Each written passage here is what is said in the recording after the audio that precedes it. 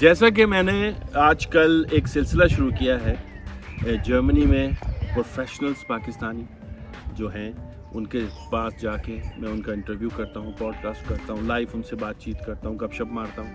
تو آج میں علی رضوی کے پاس آیا ہوں. علی رضوی جو ایش بون میں رہتے ہیں اور ایک کمپنی میں CTO ہیں اور شیئر ہولڈر بھی ہیں. تو آئیے ان سے ہی ان کی ساری جرنی کے بارے میں پوچھتے ہیں کہ وہ جرمنی کیسے آئے، کہاں سے ان کا تعلق ہے اور کیا کیا کیا. علی رضوی صاحب پلیز میرے ویورز کو کچھ بتائیں اپنے بارے میں. احمد صاحب بہت بہت شکریہ کہ آپ نے ٹائم دیا اور دلچسپی ظاہر کی میری زندگی کے شام و سحر کے بارے میں. تو میں جو ہے وہ مختصر کر دیتا ہوں اس کہانی کو. طویل سفر ہے. فقیروں کے گھرانے سے ہیں، راولپنڈی سے ہیں، بھاوڑا بازار سے ہیں اور وہاں سے یہ سلسلہ شروع ہوا. اب تو ماشاءاللہ خانوادہ پھیل گیا ہے. تو میں جب یہاں آیا تھا تو مجھے نہیں معلوم تھا کہ میونخ اور علم شہر میں کتنا فاصلہ ہے. اور یہ بڑی دلچسپ کہانی ہے. اس سے پہلے ایک پوڈ کاسٹ میں عثمان صاحب تھے کینیڈا سے، انہوں نے انگلش میں مجھ سے پوچھا تھا تو میں انہوں نے سمجھایا تھا کہ میرے ساتھ ہوا کیا تھا. تو خیر تو یہ آغاز تھا کہ جب میونخ کے ایئرپورٹ پہ ہم اترے تھے اور یہ بھی نہیں پتہ تھا کہ یہاں سے علم 180 کلومیٹر دور ہے. اور آج جب 22 سال بعد پیچھے مڑ کے دیکھتے ہیں اپنی ہی کچھ باتیں یاد کر کے ان پہ مسکراتے ہیں. تو اس تمام عرصے میں اس ملک نے بہت سہارا دیا، بہت سی بیوقوفیاں برداشت کی، بہت سی غلطیاں برداشت کی اور آج اس نہج پہ ہم کو پہنچا دیا ہے کہ فخر سے سر اٹھا کے چلتے ہیں. ID ویئر گروپ کے شیئر ہولڈر ہیں. مولا کا احسان ہے، کرم ہے اس کا کہ اس نے مجھ جیسے جو ہے چھوٹے سے غریب سے فقیر سے انسان کو اتنی عزت اور اتنی جو ہے وہ شہرت و منزلت عطا کی ہے. تو قصہ مختصر یہ ہے کہ میں یہاں پر ID ویئر گروپ کا CTO بھی ہوں، ان کا شیئر ہولڈر بھی ہوں. اپنی ابتدائی تعلیم، اپنا شہر، اپنا محلہ، اپنا قصبہ، اس کے بارے میں کچھ بتائیں. راولپنڈی جناب پاکستان پہ راج کرنے والا شہر کی طرح مشہور ہے. کچھ وجوہات ہیں اس شہر کی. تو راولپنڈی کسی تعارف کا محتاج نہیں ہے اور بھاوڑا بازار بھی ایک تاریخی علاقہ ہے راولپنڈی کا. لیکن بھاوڑا بازار کے اندر چٹیاں ایک چھوٹی سی گلی ہے اور اس گلی میں جو ہے ہمارے دادا جو ہیں وہ انڈیا سے جب مائیگریٹ ہو کر آئے تھے تو وہاں پہ وہ سیٹل ہو گئے تھے. وہاں پھر قائد اعظم یونیورسٹی سے ماسٹرز کی.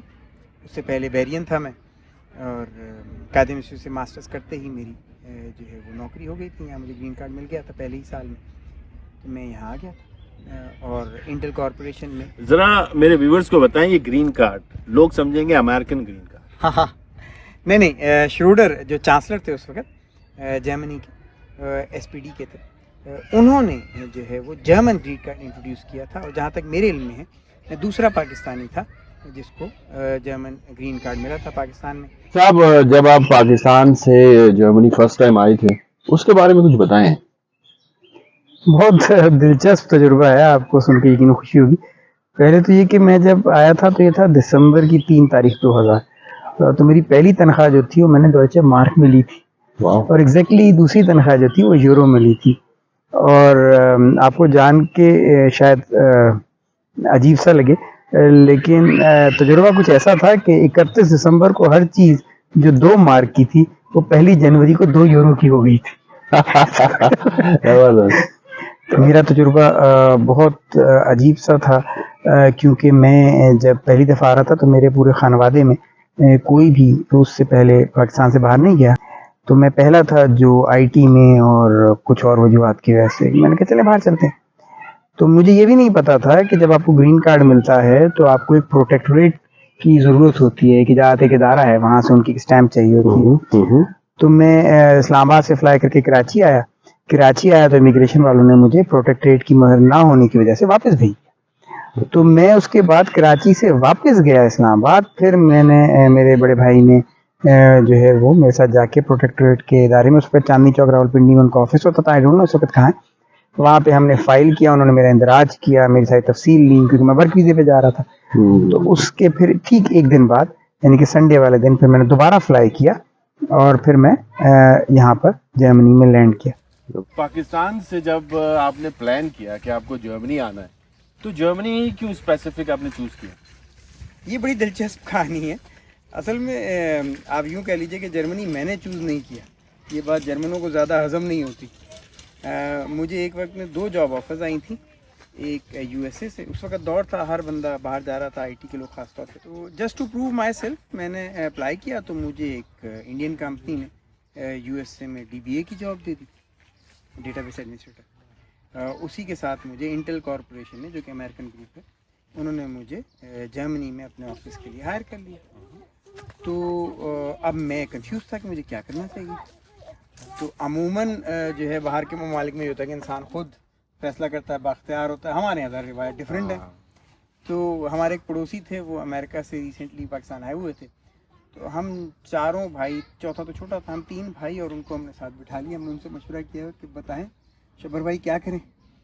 तो वो अमेरिका से आए थे, तो उन्होंने जैसे ही सुना कि भाई एक आप इंडियन कंपनी में जा रहे हैं, तो उन्होंने कहा नहीं अमेरिका मत जाओ। अब भाई जर्मनी है लेकिन है तो अमेरिकन कंपनी, तो अच्छी कंपनी है, पैकेज अच्छा है, सब कुछ अच्छा है, ग्रीन कार्ड है तुम्हारे पास, तो तुम ऐसा करो जर्मनी चले जाओ। तो बस हमने जो है वो लब्बैक की सदा बुलंद की उनके मशवरे पे, और बस बड़े भाई ने टिकट लिया और मैं आ गया। अली साहब, पाकिस्तान में इस वक्त जो प्रोफेशनल्स हैं, हमारे नए प्रोफेशनल्स जिनके पास अच्छी डिग्री है, उनके पास 4-5 साल का एक्सपीरियंस है, तजर्बा है, वो जर्मनी में अपनी जॉब्स कैसे सर्च कर सकती है और उनकी जर्मनी में कैसे प्लेसमेंट हो सकती है? मेरे ख्याल में व्यूअर्स के लिए specially, thanks for asking this question by the way, इससे अच्छा वक्त नहीं हो सकता जर्मनी या ऑस्ट्रिया में आने के लिए। यानी कि इतनी शदीद किस्म की शॉर्टेज है यहाँ स्किल्ड वर्क फोर्स की, कि जिसका कभी यूरोप ने तसव्वुर भी नहीं किया था, फॉर डिफरेंट रीजंस। तो मैं स्ट्रांगली इनकरेज करता हूँ हर उस बंदे को जो पाकिस्तान में रहता है और स्किल्ड है, कि वो प्लीज़ जॉब सर्च वीज़ा के लिए अप्लाई करें, जर्मनी में यहाँ आएँ। और मुझे जो है 100%, शायद इससे भी ज़्यादा यकीन है कि वो यहाँ पे जॉब भी ढूंढ लेंगे और बेहतरीन कैरियर भी यहाँ पे बनाएंगे। हाँ, वाहिद चीज़ जो कि मुश्किल होगी वो काम मिलना नहीं है, वो ज़ुबान है। जर्मन ज़ुबान को सीखिए, पाकिस्तान से अप्लाई करते हुए भी सीखिए, सीरियसली परस्यू कीजिए एक चीज़ को, इसको प्रोजेक्ट के तौर पे लेके चलिए। लेकिन इतना आसान, और स्पेशली रिसेंटली भी इसी हफ्ते नए कवानीन उन्होंने पास किए हैं, जो मेरे ख्याल में 60% वोट के साथ पार्लियामेंट में उनके इस वक्त करंटली, जिसने इंतहाई आसान कर दिया है स्किल्ड वर्कर्स के लिए जॉब सर्च वीज़ा अप्लाई करना और फौरी तौर पे यहाँ आना। All everyone who thinks, who believes कि he has something in it, this is your chance to prove yourself. Come here, relocate yourself, and try to do something positive for you, for your career, for your life, for your family. And trust me, Germany is a land of opportunities. ये भी अब थोड़ा सा रोशनी डालें कि अगर वहाँ से जो भी पाकिस्तानी प्रोफेशनल्स आते हैं, उनकी जर्मन लैंग्वेज नहीं होती और मुश्किल है यहाँ आके कि वो अपनी डेवलप करते हैं लैंग्वेज को, तो वो कौन कौन सी जॉब्स टाइटल्स हैं जिस पे काफ़ी मार्केट अच्छी है और लोगों को अप्लाई करना चाहिए? अच्छा, ये वैसे thank you for asking this question. अमूमन लोग ये समझते हैं कि वो आईटी के होंगे तभी बाहर जा सकते हैं, वो टेलीकॉम के होंगे तभी बाहर जा सकते हैं। आपको ये जान के हैरानी होगी कि इस वक्त लेबर के अंदर शॉर्टेज है, लेबर इज़ मिसिंग। जो बंदा लकड़ी का काम करता है वो नहीं है यहाँ पर, जो बंदा स्क्रू टाइट करता है वो नहीं है यहाँ पर, यहाँ पे कुक नहीं है रेस्टोरेंट्स के अंदर। तो आप all what you need is, you have the skills, you have the right documents with you, just go for it. आप जॉब सर्च के लिए अप्लाई कीजिए और उसमें ऑनेस्टली बताइए कि this is my skill set and this is what I am going to cell over there, and trust me, once you are here you will find a job. अगर आप skilled हैं तो please job search visa के लिए apply कीजिए, इनकी current law से फ़ायदा उठाइए और बड़ी तादाद में यहाँ मूव कीजिए, और इसके साथ अपने लिए, अपने घर के लिए, अपने मुल्क के लिए कुछ करने की कोशिश कीजिए।